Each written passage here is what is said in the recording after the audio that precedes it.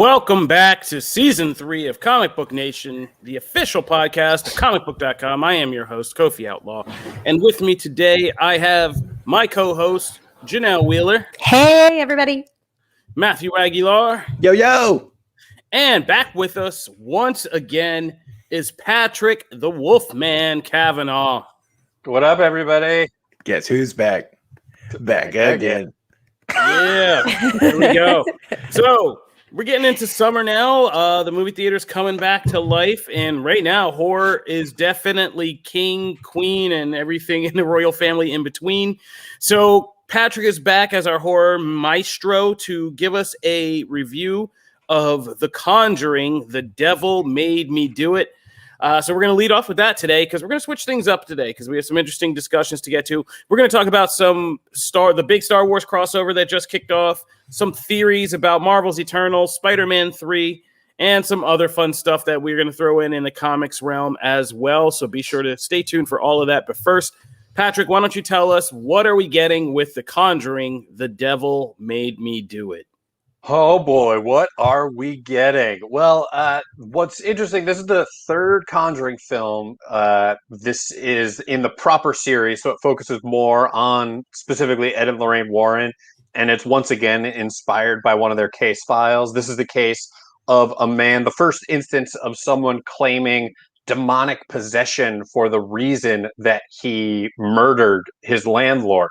So that's the real case, and from there, the actual narrative kind of goes into some totally unexpected and crazy directions. This is the third film in the Conjuring series, but it's the first one that's not directed by James Wan. He only directed 1 and 2, and then they've had a whole bunch of different directors for like The Nun and Annabelle, and the director is Michael Chaves, who directed The Curse of La Llorona. And the movie really rests on the shoulders of Patrick Wilson and Vera Farmiga. Those two are super charming. They're always a joy to watch on screen. But honestly, without them being involved in it, it's ultimately just kind of a run-of-the-mill supernatural horror movie.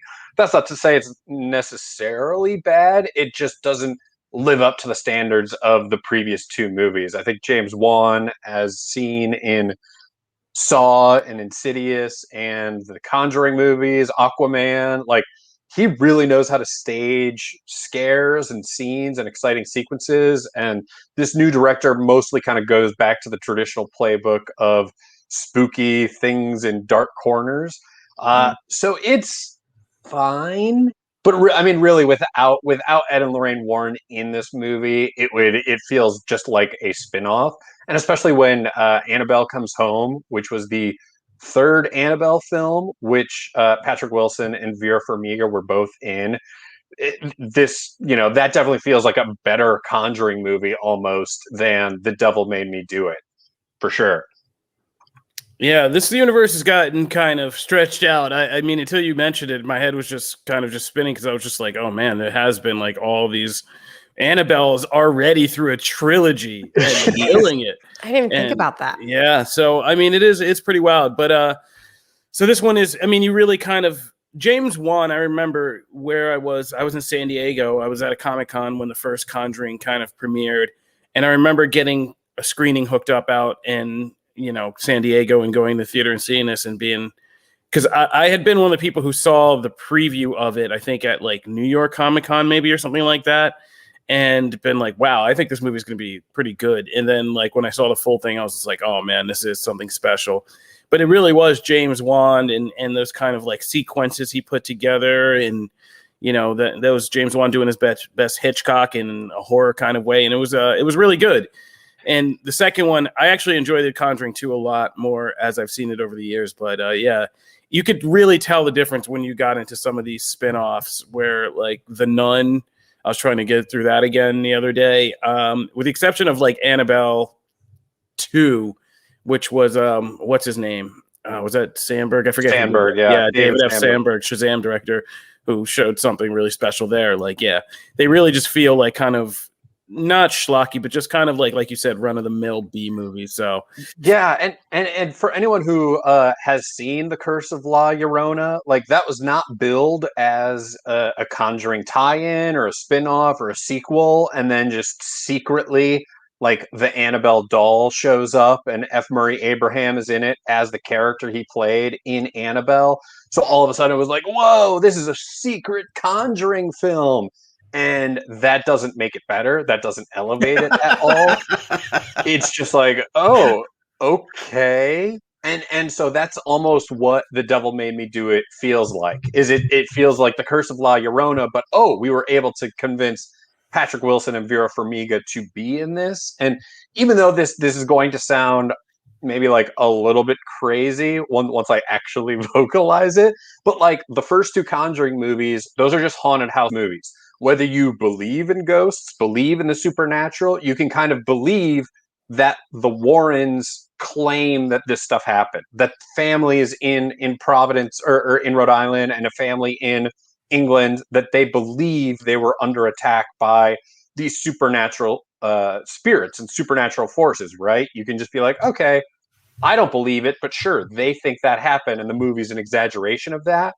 This one takes like the smallest nugget of historical accuracy in that this guy did kill his landlord and claim demonic possession, and then take the Warrens, like they're working with the police, they're like to use like telekinetic powers to find other murders that have happened. Like the suspension of disbelief about the root of the based on a true story thing is completely thrown out the window. And like, I get it, it's a movie.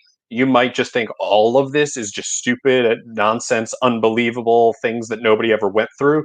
But the first two movies were so much more contained that it was like, okay, I'll believe this family that went through a really tough time.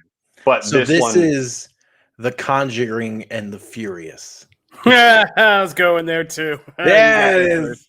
Yeah, they just hit that Fast Five point, huh? Where we're just like, yeah, this used to be based in a thing, but we're just throwing the premise out the window. Now we're going to like space. Superheroes. Yeah, we're getting the demons out of space next.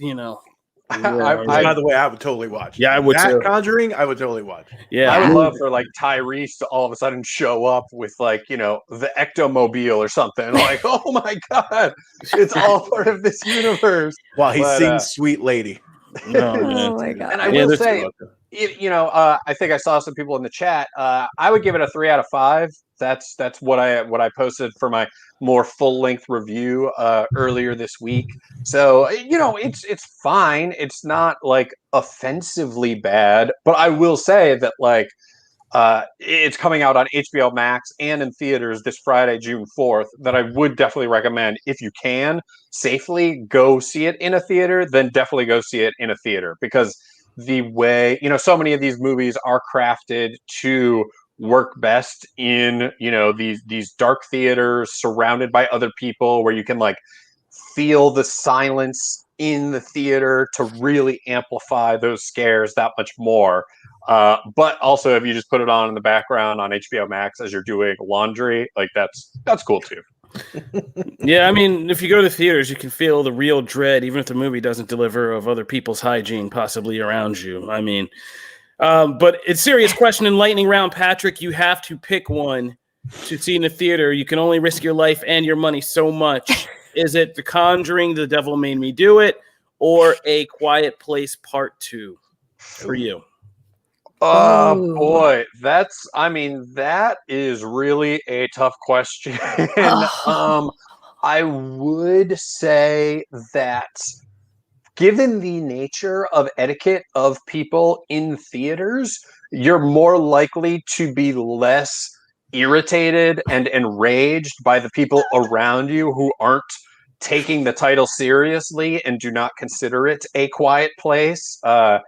My wife and I saw it with like a toddler running around in A Quiet Place Part 2. So when it's supposed to be kind of like a silent world, it's easier for that silence to be destroyed. So given the choice between the two, I would say The Conjuring might be a little bit more of an effective theatrical viewing. Wow. I would have. I mean, I you did should've not just expect that waited- answer. Yeah, I'm not gonna lie. that was elaborate, but I think you should have waited to the furnace scene and then just whispered to the parent, "I wish that was your child," and then they would have probably gotten up and left you alone for the rest of the screening. I'll keep that in mind if I go back to see A Wow. Quiet Place and there's more toddlers running around. Man, oh well. All right, so there you have it. Conjuring. That's there you go. Thank you, Patrick, for your review. You can read Patrick's full review of The Conjuring, The Devil Made Me Do It, on Comicbook.com horror, and The Devil doesn't need to make you do it. It's a good read, so check that out. Moving right along from The Conjuring 3, we are going to talk, because while we still have Patrick, we're going to do things a little different. Usually we kind of wait till the end to do comics, but today we're going to talk about one comic because it is a Star Wars event, and Patrick is part of our all-star Star Wars team, which was terribly named, but here we are. And we have a new crossover event, War of the Bounty Hunters, that kicked off. And so we thought, we realize not a ton of people may read all the Star Wars comics that are involved in all this. So we thought we'd just kind of give you guys a heads up disclaimer, see if you care about any of this, and, let you know what's going on. Should. Yeah, you totally. I mean, just throwing that out there. I'm trying to soft roll them into it, but yes, it is totally cool, and you should totally care. And this is one of the more interesting things that Star Wars has done as a franchise, I think, in a little bit, definitely on the page. So worth talking about. So let's just get into this. Basically, if you haven't been reading, and I assume most of you haven't, there's a lot of Star Wars comics out there. And a lot of them have become centered on the age, this kind of line between the rise of the Empire and the rise of the Rebellion, and in between the Star Wars original trilogy movies. A lot of them are set. You got like a Darth Vader series that's set after right now, Empire Strikes Back. Dr. Aphra's kind of operating in that time period. They launched some new bounty, Boba Fett stories about Boba Fett trying to get Han Solo's frozen-ass body to Jabba and having that job go horribly wrong. And this is all leading to one big crossover called War of the Bounty Hunters. And I guess Matt and then Patrick, why don't you guys take us through this, what this introductory issue was all about? Patrick, and we're going to talk spoilers. We're going to talk spoilers. If you guys don't want to hear spoilers, hop off for like a couple minutes. Yes. Because we are going to talk spoilers about this, because we're assuming that the majority of you probably aren't going to read this. So we're just telling you. Also, you can't not talk about this issue without diving into that, because that's one of the most interesting parts. Yeah, exactly. of the book. So, so there's some interesting stuff. And so we're hoping maybe by getting into like the kind of actual story of this, it might invite a lot more of you to maybe check this out. So that's what we're banking. We're shaking the dice on this. And here we go. So take us through. Well, I mean, I've been reading, Star Wars the Marvel Star Wars comics for quite a while, and I've been reviewing them for the site for the past few years. And this past year has been pretty tough because they kicked off the Bounty Hunters series last spring, and it was like, oh wow, cool. This should be an interesting series, but it has been pretty rough to get through. The series, I mean, every week I end up giving it like a 2 or a 3 out of 5. Like, it's fine, it's harmless, but it just feels a lot of like, isn't it cool that, Bosk is in there with Zuckuss and, Boba Fett show. Like, it's really just throwing images at you, hoping that you're like, oh wow, that's cool, I guess, but there's no real story. So I have been dreading this War of the Bounty Hunters event. I was like, they're going all in on bounty hunters. This is going to be terrible. But the Prelude comics have been like, oh, this is kind of interesting, setting up how like Han Solo in Carbonite had been stolen from Boba Fett while Boba Fett was competing in like gladiatorial combat. Like, that's kind of fun. That's kind of interesting.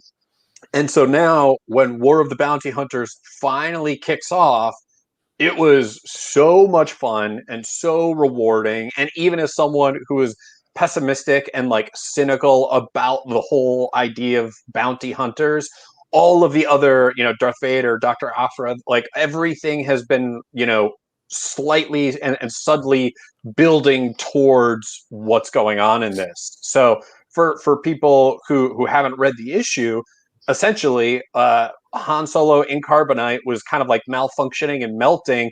Boba Fett needed to find a way to repair that, but that ended up with a pit stop on the way to Jabba, where Han got stolen from him. So now Boba Fett wait, can we just stop and say I love like the whole Weekend at Bernie's of this for Han Like,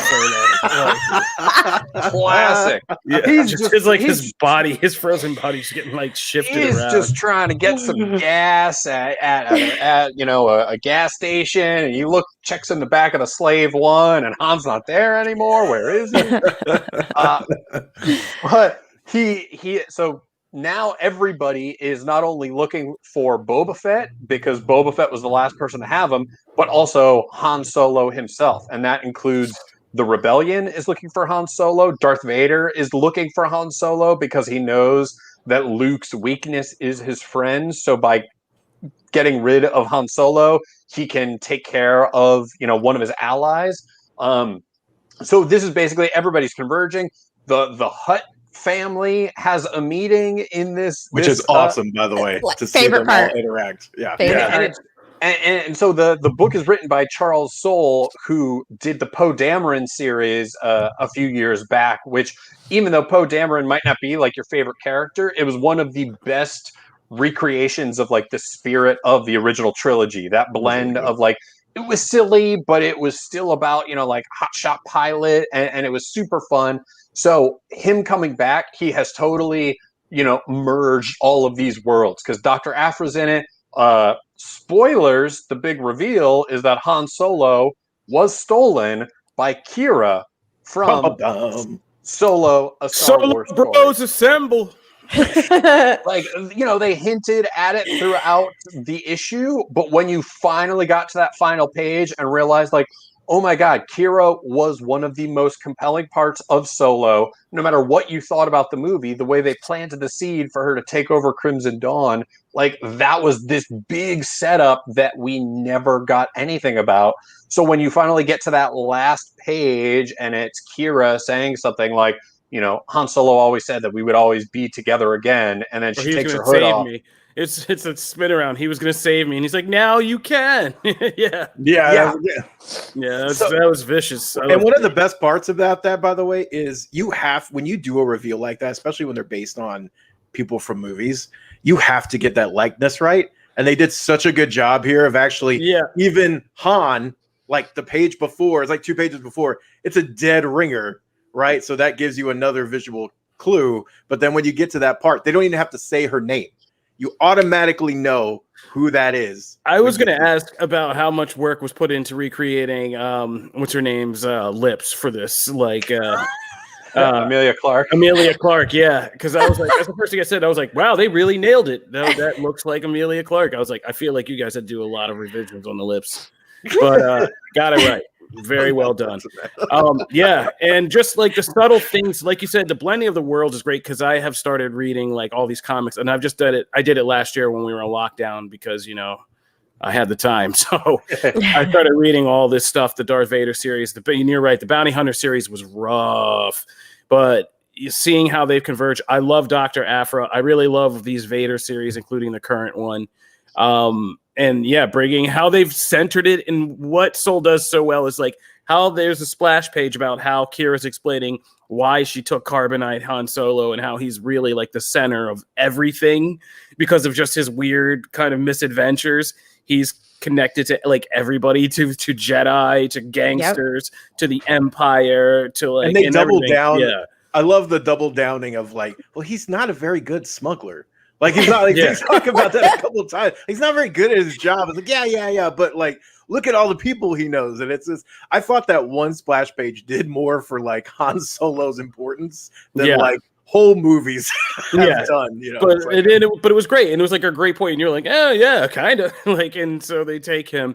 And even so, Han Solo's still in some ish, even though he's like frozen in carbonite, he's still like in a bunch of trouble. Like it's great. And I also loved how they did this very important but subtle like dodge of the big continuity question about Darth Maul, because the Hutts, they do it in the Hutt scene and they don't ever refer to him by name. They're like, well, she's here, but he's not here. Like, what does that mean? And then it's like, yeah, he's probably dead because now that Rebels has happened and he probably went to Tatooine and Obi-Wan took care of him. And, we're after that point and Crimson Dawn's now like making its reappearance after Darth Maul's, influence. And just by acknowledging it, they don't ever have to answer that question. Yeah, which and is I'll what go there Venom again. should do, by the way, to get in the MCU. Just address something and Wow. then leave it. No one You cares. just took it from here to here. It works. Yeah. It works and when it's done right.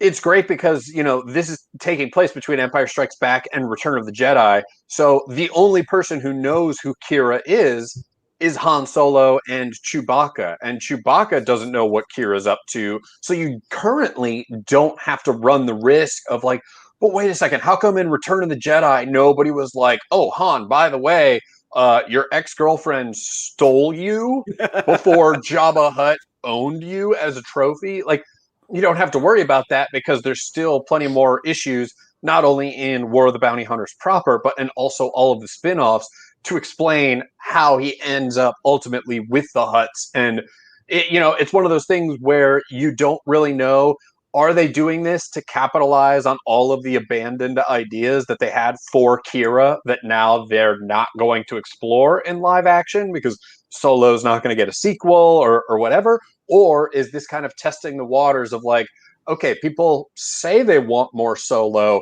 so let's give them a Kira story and see how they connect with it and see if they put their money where their mouths are and actually pay for these comics to show, maybe a couple years down the line, Kira shows up in a series or something like that.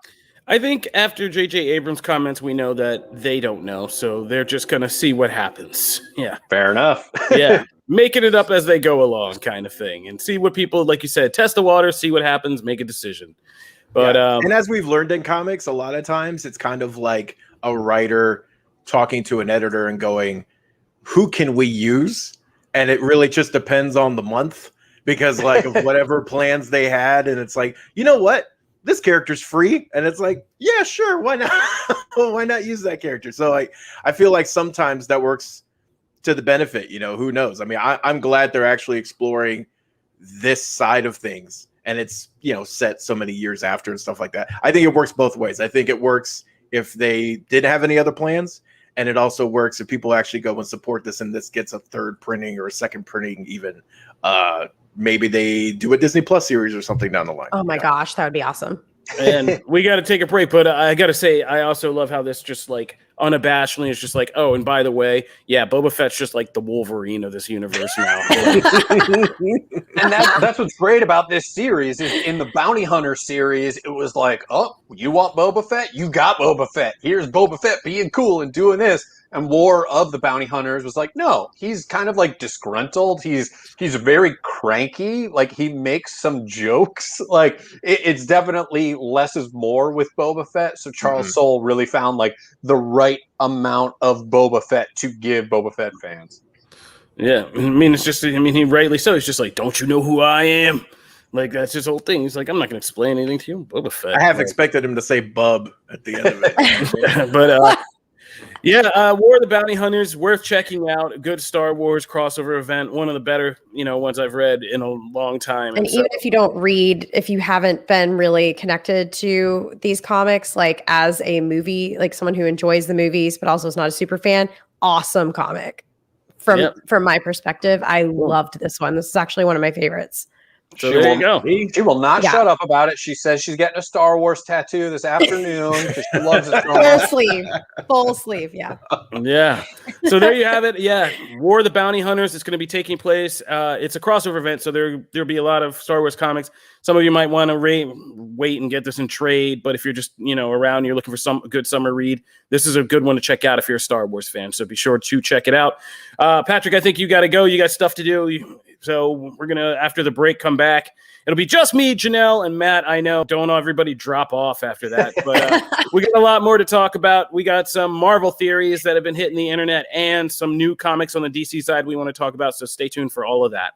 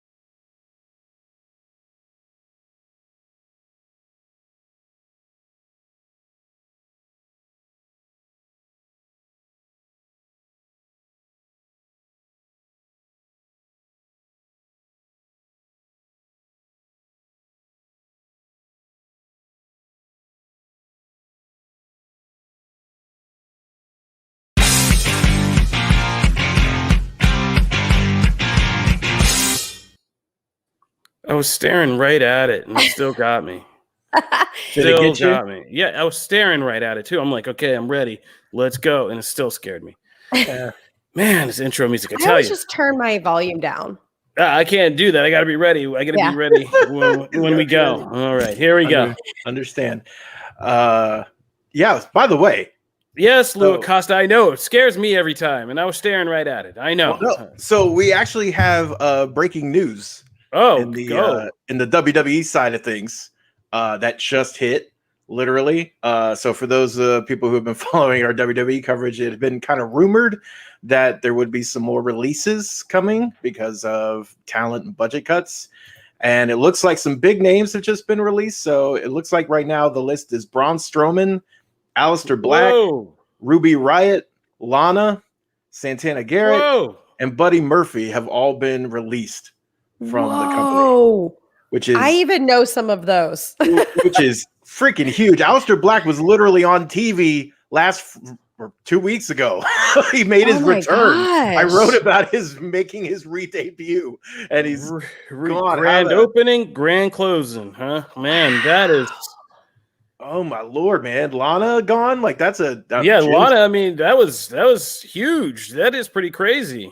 Jeez, man, what the? Somebody what is- said Lou Acosta says Black Wednesday at WWE. I mean, it's a recurring theme lately. Oh, This is now the man. third. Was this the second or third week where we've had cuts of some kind? I don't know why. You know, because like the last time we had cuts kind of on the NXT side, and then before that it was a couple of talent, but then it was also like behind the scenes stuff. There, I mean, I don't know, because it's a very weird thing with WWE. Like they always say like budget cuts, or you know, we're trying to streamline the company, but you know, they're also like making money. Like it's a weird Yeah. it's a weird thing. So I don't know why, but I mean, like some of those names are like huge. Also, it's just interesting that Ruby Riott is on the list, but Liv Morgan is not, and they are a tag team. So I'm wondering if, I mean, I don't know. Sometimes with these things, like you'll get an initial batch, and then later you'll get a few more names added to the list. I hope Oh no. Morgan does not get added to the list. So to all the people affected, you know, this sucks. I mean, this just blows, and you never want to see this. So I hope they, you know, land on their feet somewhere else soon. Typically when they release someone, it's like they have a 90-day compete clause or non-compete clause. So they can't necessarily just go work for someone right away. Sometimes that's not the case. I don't know here we'll probably get more details today.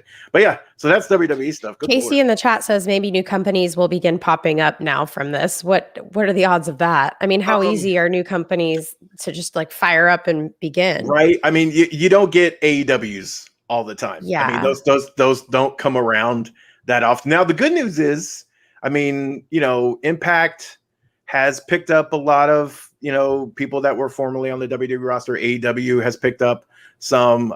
There's other, you know, Ring of Honor and MLW and places like that also people have gone to. So, I mean, there's a lot of, there's also, of course, New Japan. Like, there are options. It's just, you know, sometimes, especially when, you know, you do things during, like before, the biggest thing was that it was done during a pandemic. So, like, people couldn't travel. You couldn't necessarily, you know, start just doing indie events and things like that to kind of pick up the slack. Like, it was during a really bad time. Here, at least, as some travel restrictions have been lifted and things are a little more shifted to normal, hopefully won't be as hard for them to get started with a new company. But, you know, Impact has Slammiversary coming up.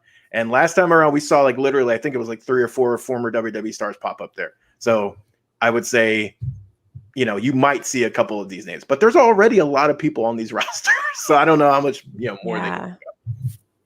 Wow.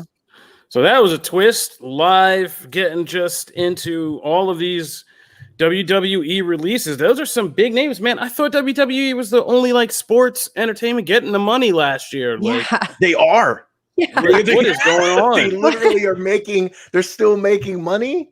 And like, you know, I mean, that's what's crazy about it. It's not like, what did we talk about? Like AMC or, you know, some of these people like, you know, kind of near bankruptcy or like claiming or having to like file for bankruptcy, things like that. WWE's not there. Like, this is not the case. So, like, they're still bringing in profit and things like that. And also, you know, but they also have huge rosters and they have multiple brands. So, I mean, I don't know. It's a weird thing with that. Oh, the shade's already starting to comment. All these cuts, but Jeff Hardy is still on the roster. Wow. Just going in. Going in. I mean, yeah, unfortunately, after every single one of these things, you're always kind of, there are some of those, like, I imagine you survived. Poor, I say this, but it's weird. Poor Eva Marie, like, could not, I feel like, have come back at a worse time with all these cuts happening, because literally she was announced and then a bunch of people got released and people were like, people were already not happy she was coming back. How do you get a star spotlight and you return after all these years? Social media is a powerful thing, my friend. Yeah, it's like, oh, bad timing. Bad timing. That's not the time to launch someone new. It's during a time when you're letting all these people go. So, yeah. All right, so that was some breaking WWE news we didn't expect to get hit with right now, but thanks, Matt, for jumping all over that and giving us just kind of the breakdown. Guess we're going to go into this non-awkward segue. Just going into, so we're going to talk about some Marvel theories. I thought I just wanted to kind of revisit a talk about Eternals because we got attacked for being anti-Eternals. I was not anti. I'm really pumped. I saw that. I also somehow people think I'm negative. I don't know. That's weird. I rarely get called negative. Yeah, I mean, I feel like you guys have this background. I'm going in so like open slate, right? So I can be more excited about where it could go. But you guys have this like preconceived notion. You're already fans, and like it's a lot to live up to. So I understand your perspective. You know? Yeah, Janelle. Look at Janelle. Just yeah. I mean, calling me an Eternals fan is gracious, but yeah. But I wanted to revisit this because I have come around on one area, which is I am interested in this movie, maybe not in the Eternals characters themselves, but I am kind of interested in a lot of the kind of fan theories. I was doing a lot of reading about how this movie could kind of reconstitute things in the MCU and explain a lot of events about superheroes, leave the door open for mutants and these kinds of theories that I just compiled into some pieces. So there's a couple of them on Comicbook.com, Marvel, that you can read. Where I just basically collected a lot of the popular fan theories that are out there right now and kind of lay them out for people. But the first one that I thought of, that I put together is the clues about the Captain America connections in Eternals that I thought were pretty interesting, about seeing, their scene of Thena fighting somebody who has a shield that looks like a precursor to Steve Rogers' shield. There's been a lot of theory about Brian Tyree Henry's character, Phastos, and what role he'll play. If you don't know these Eternals character, Brian Tyree Henry is the Black Eternal in the group. He is Phastos, who is like the master builder, science designer guy in the Eternals, which we see him doing in the like that teaser that they he's doing his Harry Potter in the trailer, making that big kind of like Dr. Manhattan spire type deal. And there's been a lot of fan theory that Phastos will be, and he's notoriously kind of sympathetic to humans and helping humans develop technology and do things. And there's a lot of theory that he will be kind of the source of something pivotal, like helping Wakandans mine vibranium and understand how to obtain and mine and shape that, and thereby be kind of one of the people who help design like Captain America's shield and do things like that and influence that. The larger theory I also kind of was looking at and people were kind of gathering is, will the Eternals, and there's a lot of subtle things they've done to change this Eternals. Like in the comics, of course, the Eternals are this offshoot of the Celestials experimenting on, ancient humans and creating the Eternals and also the Deviants. But in this, they're aliens, right? Like they make a point to say that the Eternals are an alien race, that this is, somewhat different. And they clearly come to Earth in the trailer.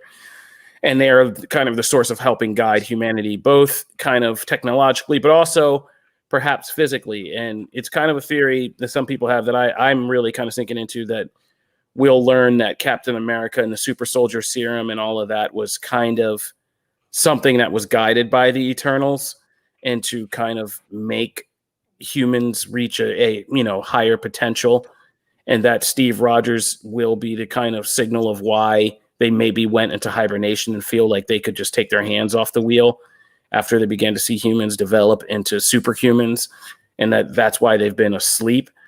And so therefore and it's also, I think, going to be kind of linked to like Tony Stark, like how does Tony Stark have in the Starks in general, this advanced knowledge of technology and all that stuff. It will be kind of linked back to them. And I think that's interesting. I think for me, kind of learning these historical ties and explaining stuff in maybe ways that the comics even haven't would be the most interesting aspect of Eternals that I want to see them kind of get into. I love this. I love this. Is my favorite fan theory. It ties everything in for me. And obviously, like if you take the deep dives and you look at all of the like frozen images throughout the teaser, you can find all these shields. And this to me, this is my favorite one. And I really, really hope that this is true because it would explain so much. And yeah, you said it beautifully, Kofi. You literally explained the whole thing. And you wrote an awesome article. Yeah, that was only the one half of it. The other one was of the mutant deal. That is another popular one, right? So the other side of this is that they're Eternals and they're deviants, and the deviants are this kind of race where they don't have stable DNA, that they have the ability for mutation, and they kind of each new generation is born is very different, can be with new kind of qualities, whether it's intelligence or something that alters their physical form. And their most kind of, I guess, altered or ugly people they call mutates. And that this will be kind of used to source how the X-Men or how mutants appear in the MCU, which it could happen any number of ways, whether it's just like, oh, well, some deviants made it out there and eventually evolved into becoming mutants. And that became, a thing with humanity. Or that they're going to reintroduce somebody like Apocalypse through in ancient Egypt as a more direct connection to the deviants. And I like that, actually. The reason I kind of seized on this theory is I think it makes more sense than most of the crap we know about Apocalypse from the comics, which is like half of a bunch of stuff, which is like he is like this original mutant who can change his form, Mr. Fantastic style. But then he has like a celestial ship and then all these cosmic powers and then like all these psychic powers and like all this other stuff. And I think it would in some ways kind of be a better retcon if you just kind of did something like what the popular theory is that mutants will be this offshoot of the Eternals and the Deviants, the two races kind of combining and to form this new strain of what becomes mutants, which has some basis in the comics because Athena, Angelina Jolie's character, had a deviant lover named Crow, and Crow is his name. And they have a child, two twins that become this weird character named, what's its name? Like Starhawk or something like that. Oh God, what is that character's name? Matt, do you know? Starbrand. No, it's not the Starbrand. Starbrand's actually important. Like, what are you talking about? I'm talking about Thena's twin kids who combine into like a single being. You forget. Eternals is like a huge blind spot for me. I don't know. Donald and Deborah Ritter. Yeah, that's it. I love seeing you guys get stumped. It makes me feel better. No, I've never admitted to being Dark Angel. They become Dark Angel. That's right. So I thought anything that looked kind of like Darkhawk was in Matt's wheelhouse. No, did not compare him to Darkhawk. Darkhawk rules. No, they become Dark Angel. So that's the thing they combine to. Anyway, they're the combination of an Eternal and a Deviant that becomes a superpowered being. But it would be more interesting just to have that be the story of how kind of mutants came. Matt, as a lover of the comics, I always want to hear your interpretation of whether this is too much of a bastardization of the comics or whatever snarky thing I know you probably are going to say. Wow. So what are you going to say? Hey.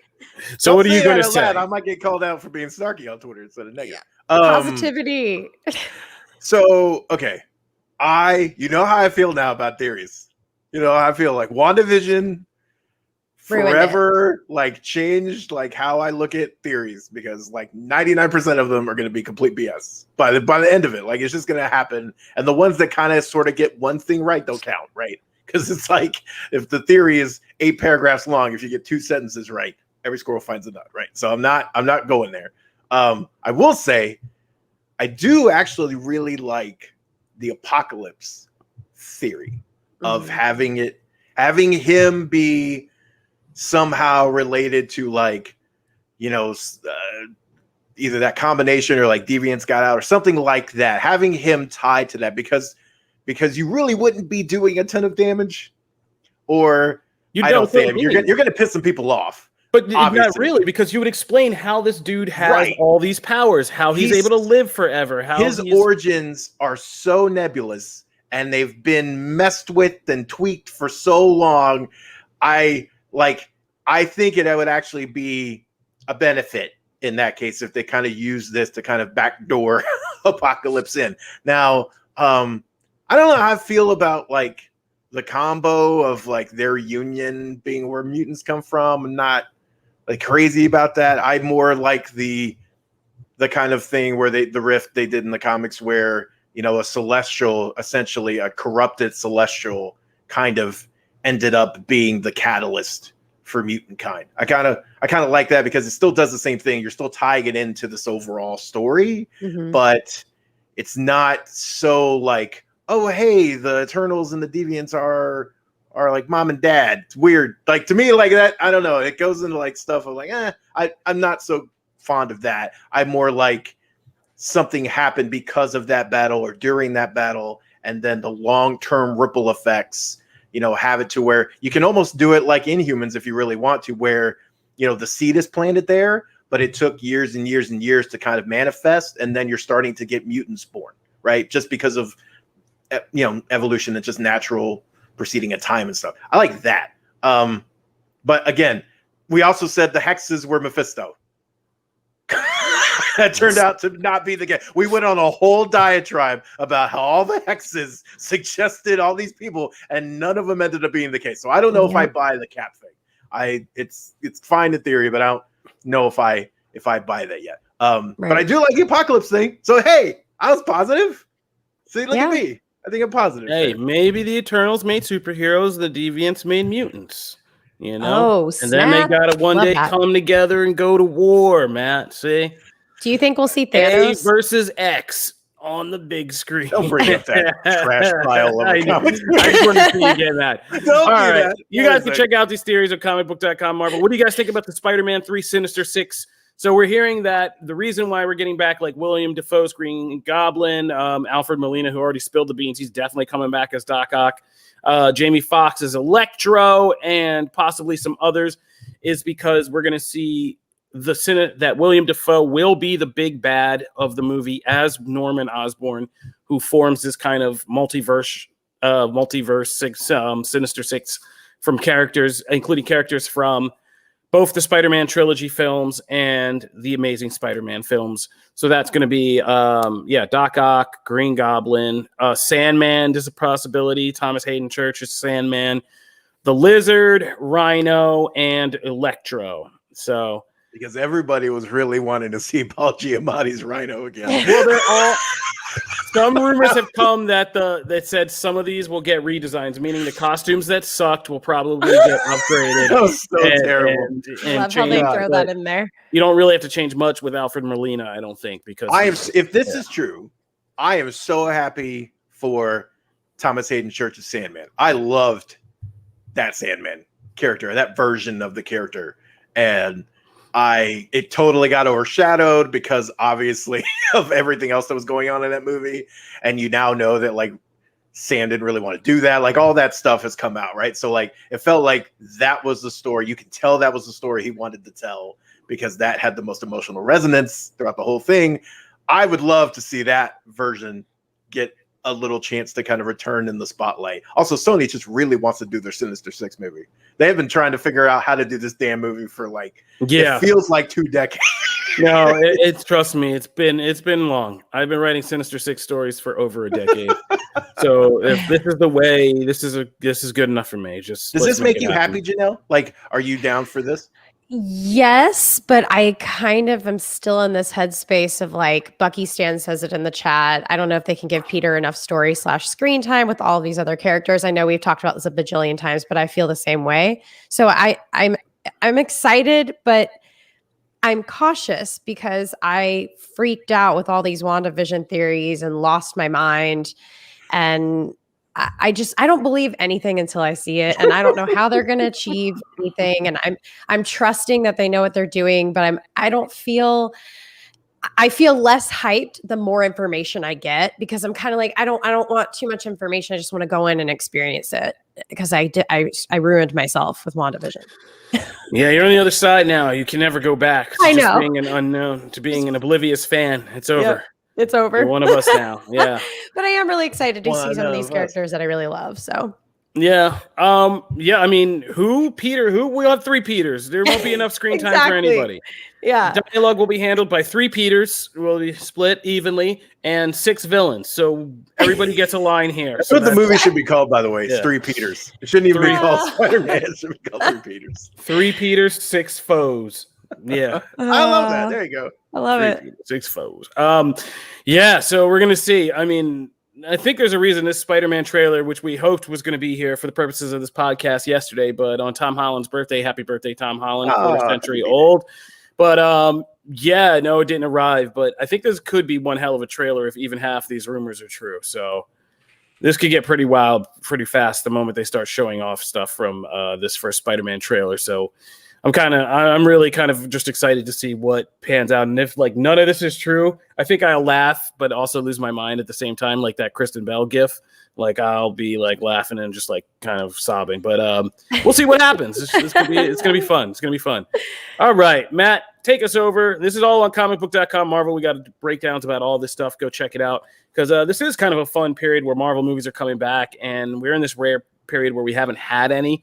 So we just have an abundance of theories to talk about, and in some ways, I love the theories more than what we end up getting. It's a lot of fun just to talk about what could happen. So come join us on Comicbook.com, Marvel. Matt, take us over to the land of comic books, because we got some good DC stuff to talk about this week. Mm-hmm. Yeah, so let's start with one that we've been covering since the first issue here. So it got a little bit of a delay in between issues, but Batman Catwoman number 5.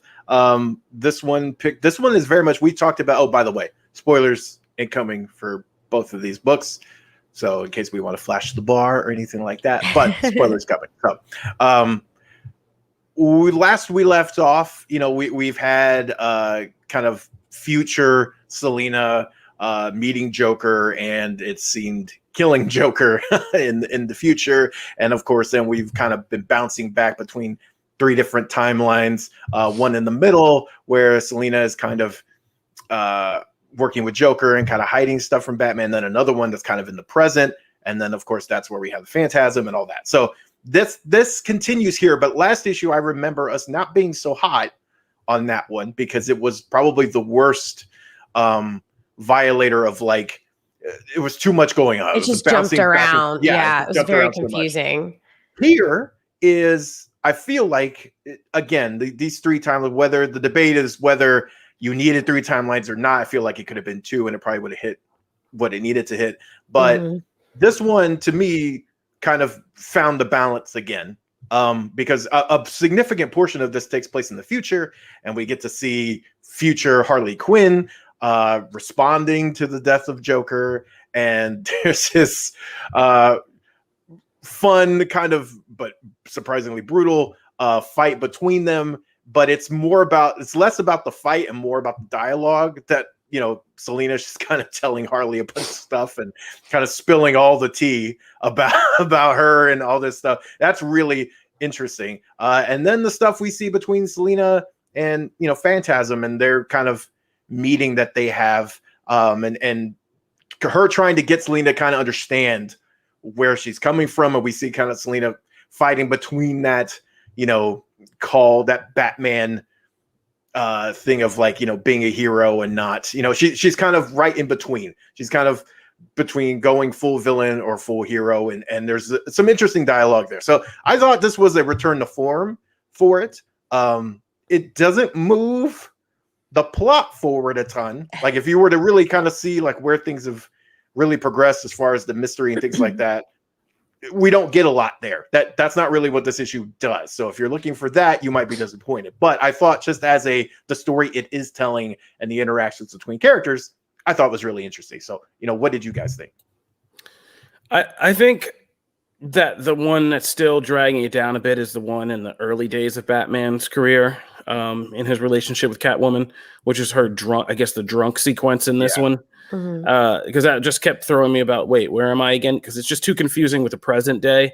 Yeah. The only thing that separates is in the present day, Phantasm's there, so that's the difference. But the future stuff is really the most interesting part, and the Phantasm.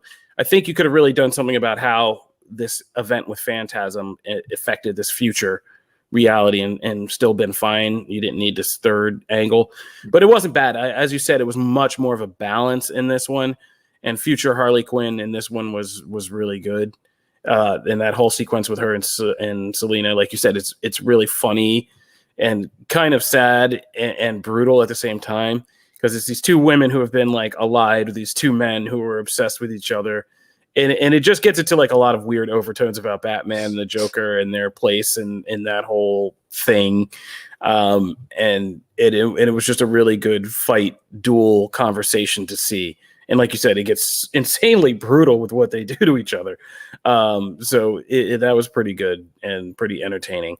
And also the thing, also seeing again about these women around Bruce Wayne, Batman, Selena interacting with Phantasm while Phantasm's doing her whole Phantasm, theatrical thing of killing somebody was really interesting. And just seeing Selena's reaction, which is just like, yeah, okay, and that whole thing.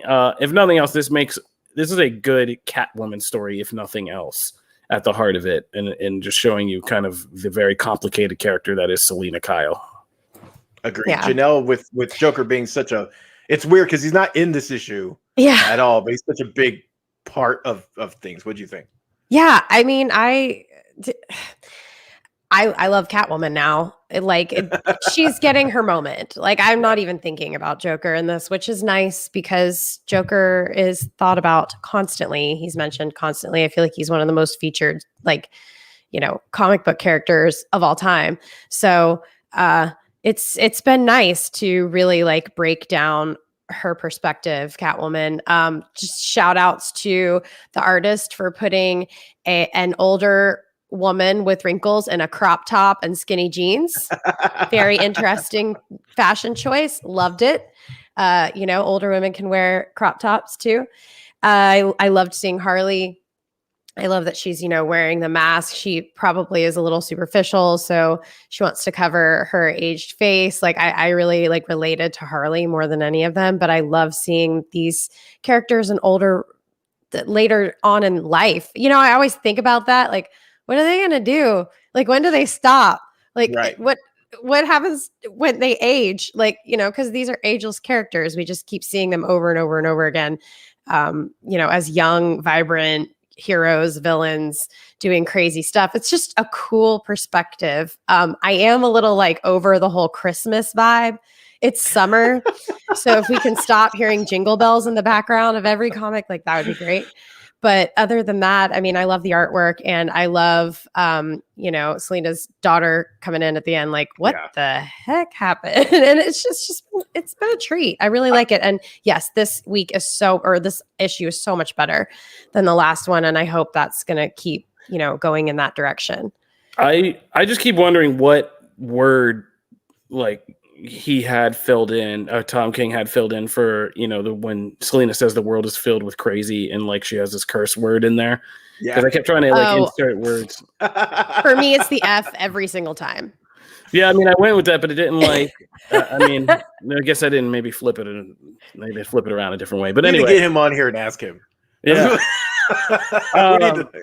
Yeah, so no, but this was an interesting one. I hope they can stick the landing of this. What was our other DC book this week? So yeah, baby.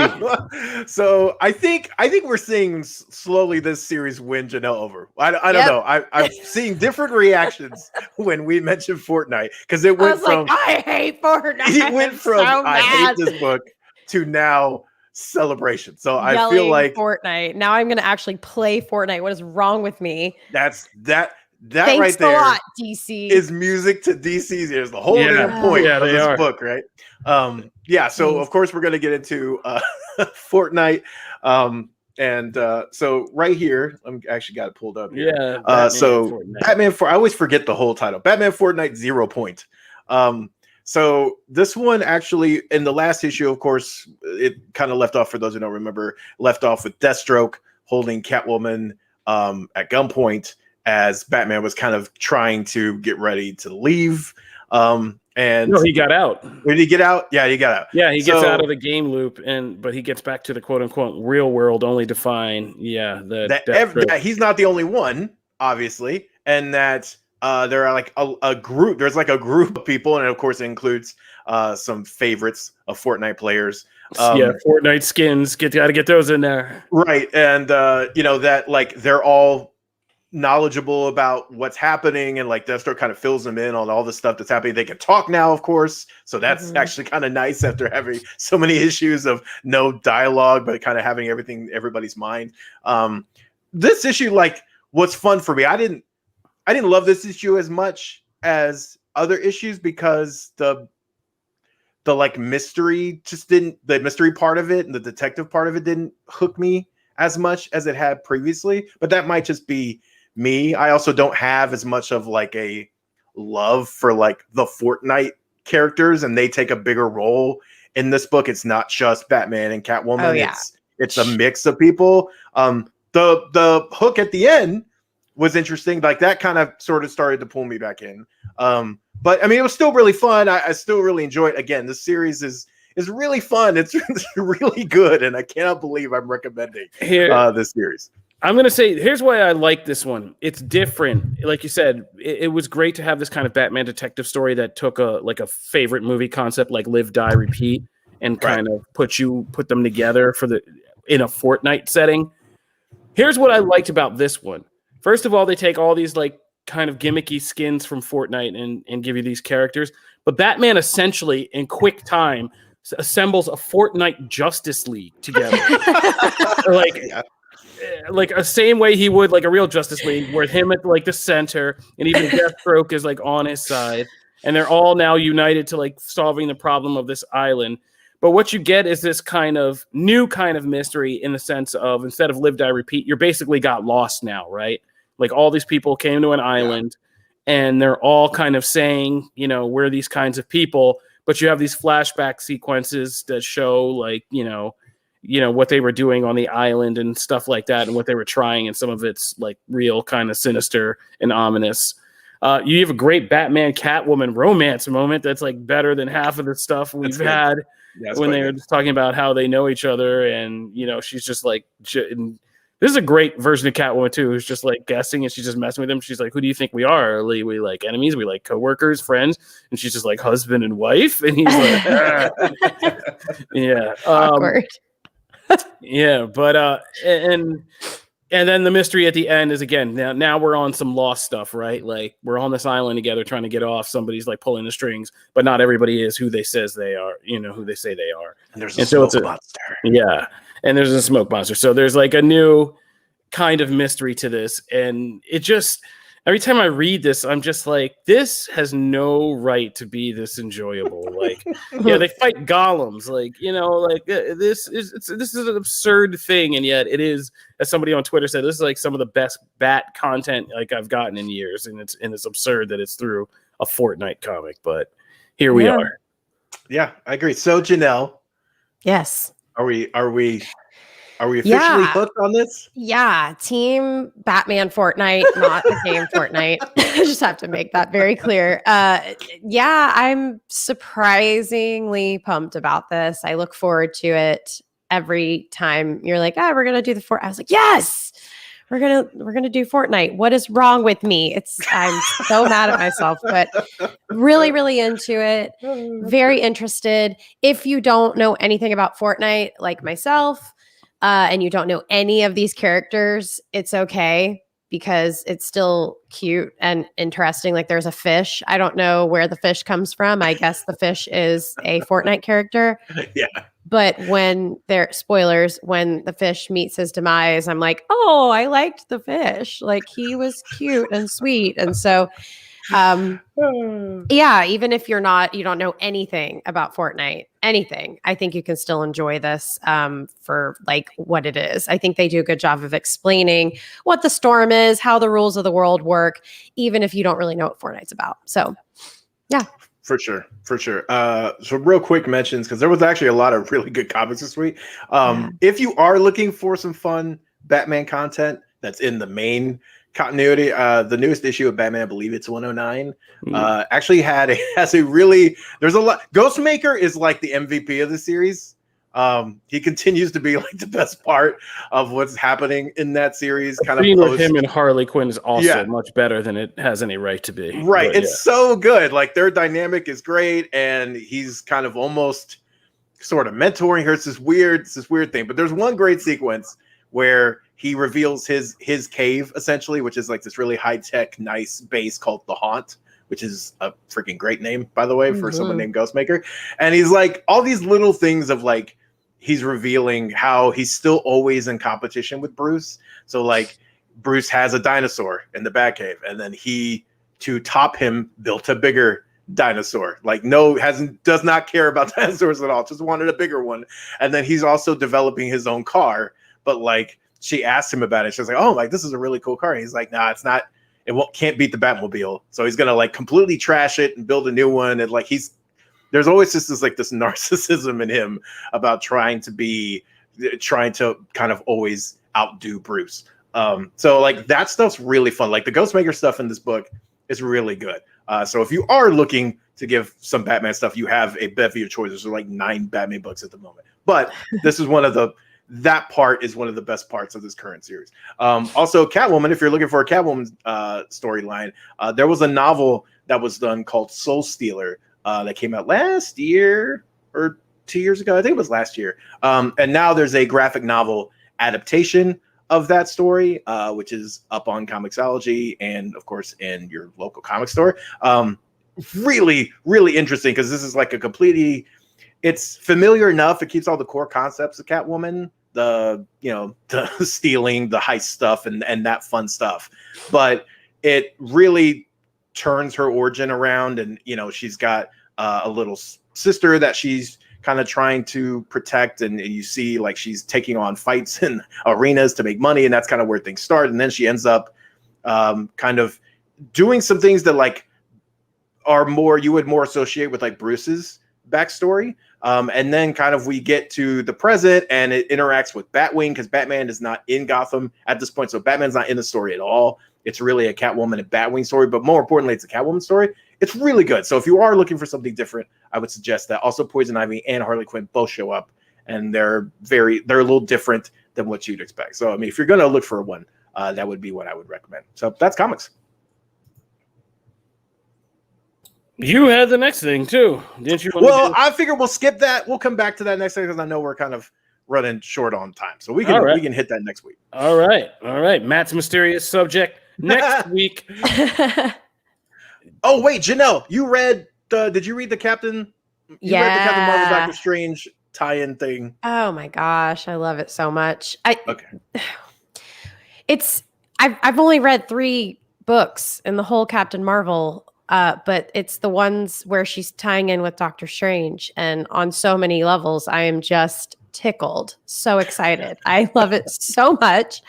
They hook up,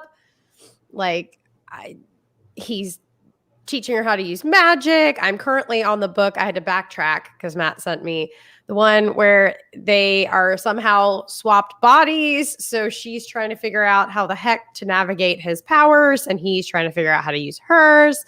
And my Doctor Strange love is just, I'm so happy as can be, and I highly recommend, and so fun. These are so fun. They're a real blast. And that story actually is what, that was kind of a just for fun story. Yeah. When we talked to Kelly Thompson about that. And then the other thing that happened later with them just kind of naturally happened. And it was just kind of funny that they had already had that story. You can definitely see the stuff building from Oh, there, yeah. and it's Well, there you fun. go. So, yeah. There's your vague tease for all of this. All right, check out Doctor Strange. We'll talk to you guys later. That'll do it for this episode of Comic Book Nation. If you guys are just now getting into the show, we're live every Wednesday at noon Eastern on Twitch, Facebook, and or YouTube. If you missed the show live, you can always just rewatch it right afterwards on any of those platforms. If you just want to get the audio version of the podcast, we're on all the big platforms: Apple Podcasts, iHeartRadio, Stitcher, Spotify, or you can tell any smart home device to fire up Comic Book Nation podcast, and it'll get an episode playing for you. If you like the show, go on Apple Podcasts, leave us 5 stars. If you want to follow the show, we are at Comic Book Nation on Twitter, or you can find me at Kofi Outlaw. You can find me at Matt Aguilar CB. You can find me at Janelle Wheeler. And be sure to check out Comicbook.com, where we have all the latest in our Marvel, DC, and all our other channels, Star Wars, for everything to help you expand on anything we talk about in the show.